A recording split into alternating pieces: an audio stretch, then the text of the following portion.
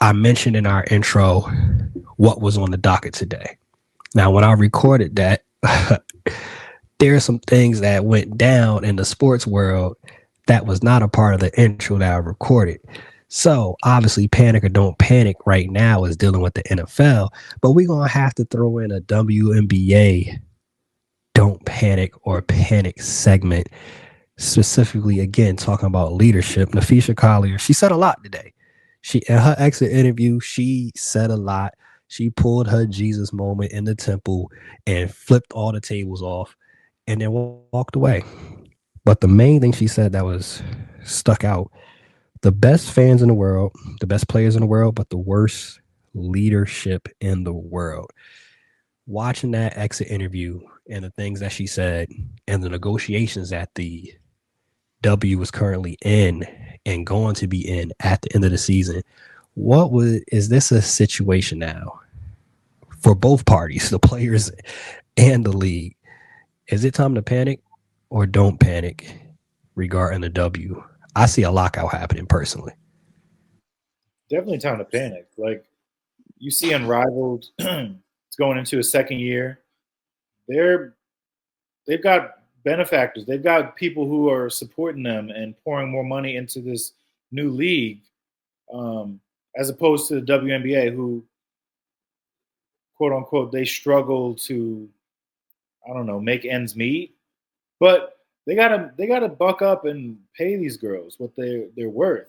Um, sure, she's probably gonna say like, you guys should be grateful that you're making what you're making, which is, I mean, let's see your check at the end of the year, and let me see what if that matches with the best players in the W. Like Asia's making like 250.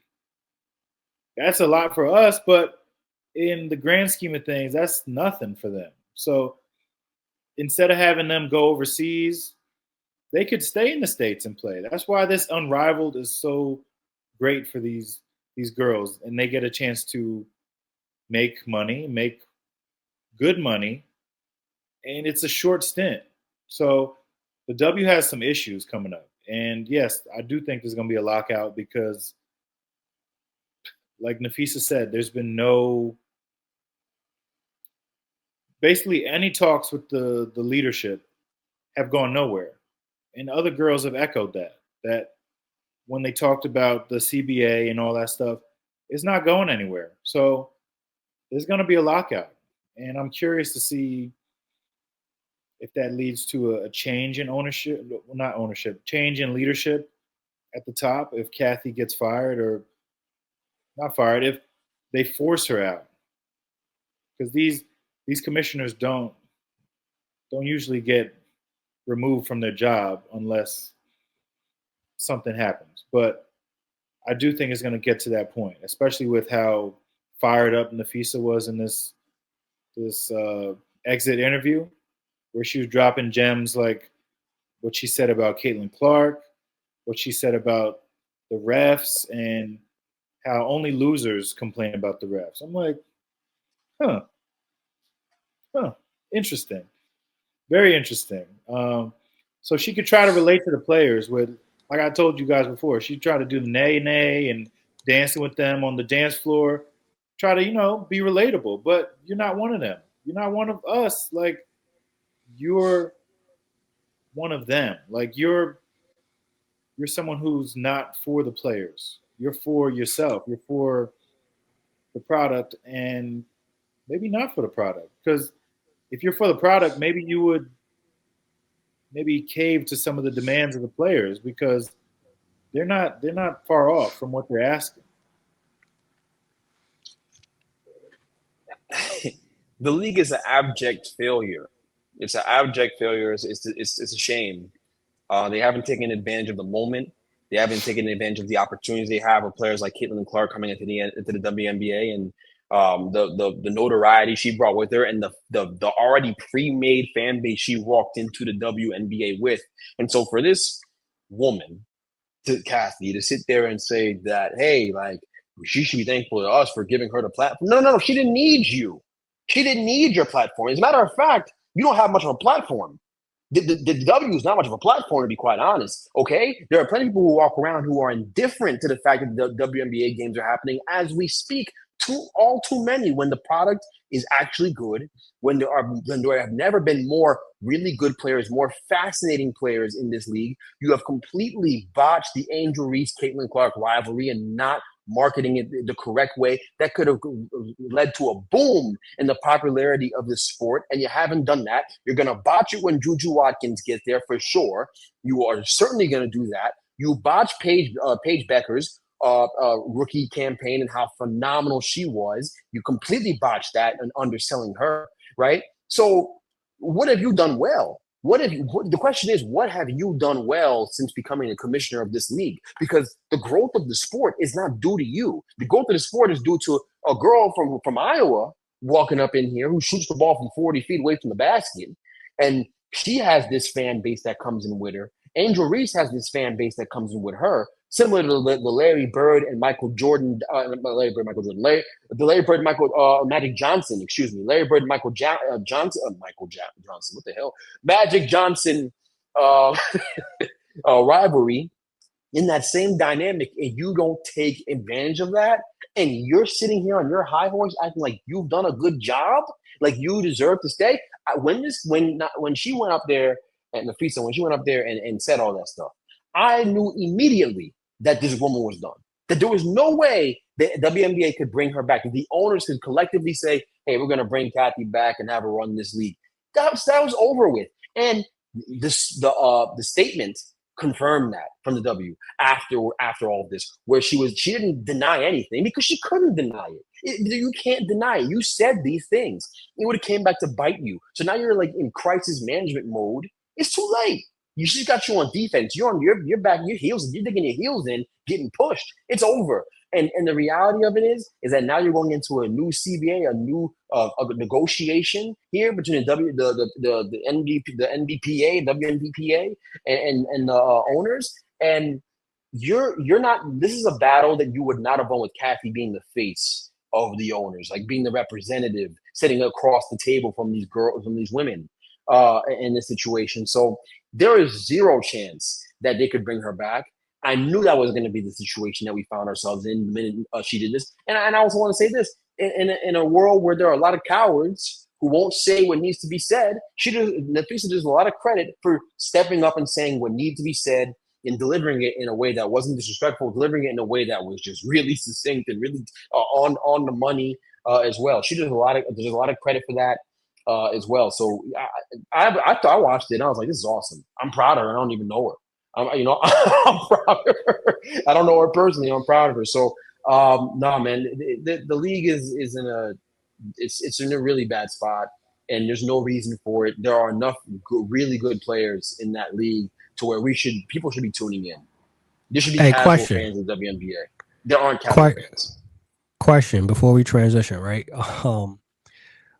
No disagreement, anything that both of y'all said on the subject of Caitlin Clark.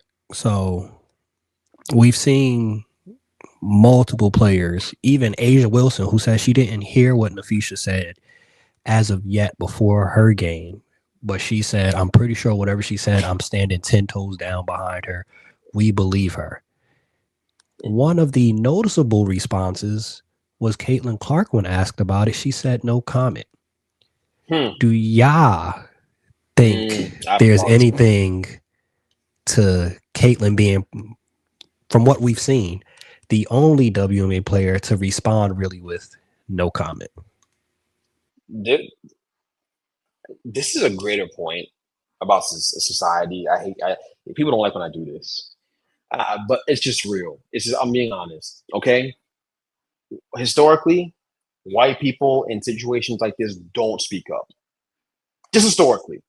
I'm just being honest. You sit there and you watch because you're comfortable. You don't say anything in the face of great injustice 9 times out of 10. Because you're very comfortable when these things don't really affect you, right? You don't want to be in the middle of things. Now, I'm going to give Caitlin a break on this and tell you this. She has had to deal with a lot more than any other player in the W has ever had to deal with in terms of public scrutiny that she didn't ask for. She's just really good at basketball. That's it. She's not a controversial figure. She doesn't do anything. She's just some girl from rural America who happens to be really good at the sport. That's it. And she talks trash on the floor or whatever. That's not justification for the level of scrutiny she's under. Now, that's part of the gig.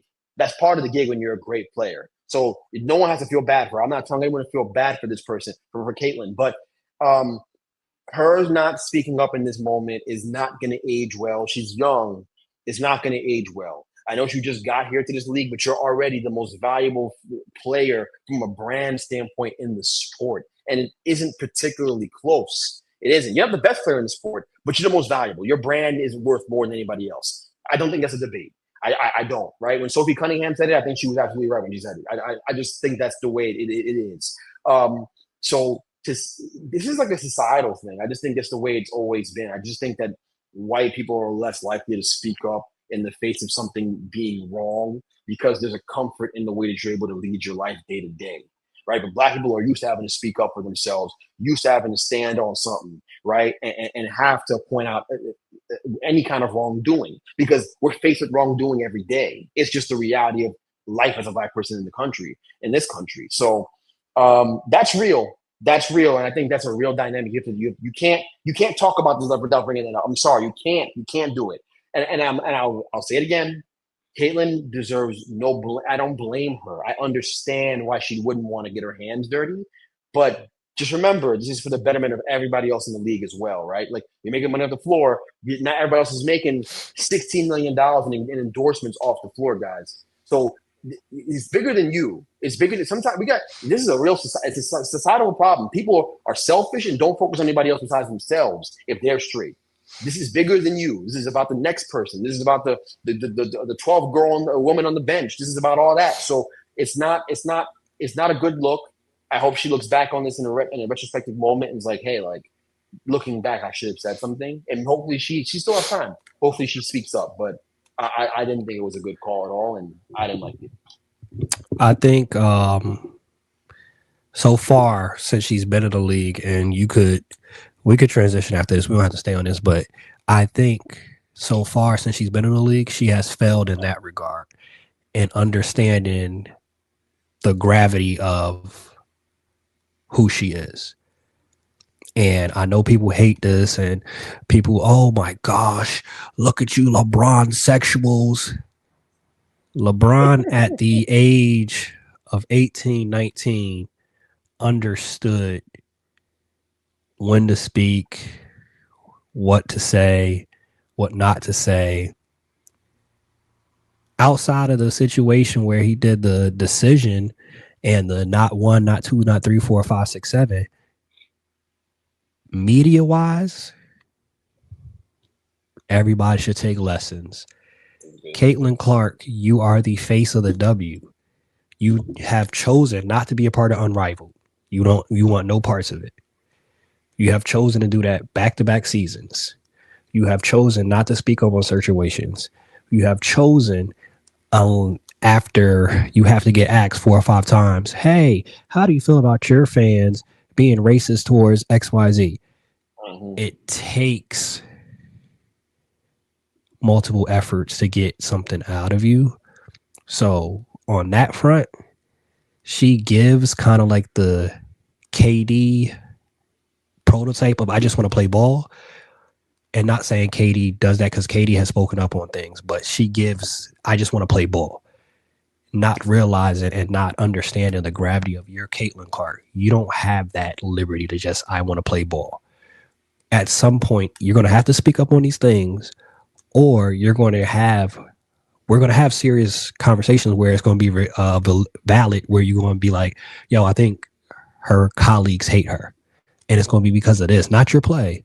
It's going to be because when we needed you to step up, her saying something respectful to all of them would have weighed more if she was in agreement. Like, yeah, if Fee was right, I stand with Fee and the players. These are your colleagues. She said no comment. So I'll leave that there. It's just you're white. You're sitting in that white comfort, just sitting in it and enjoying it. I'm telling you guys, like that's a real thing, bro. I think we all know it, but it's a shame. It's a shame. I don't want to come down too hard on her because I know it's been tough, but That's the gig when you're as great as you are.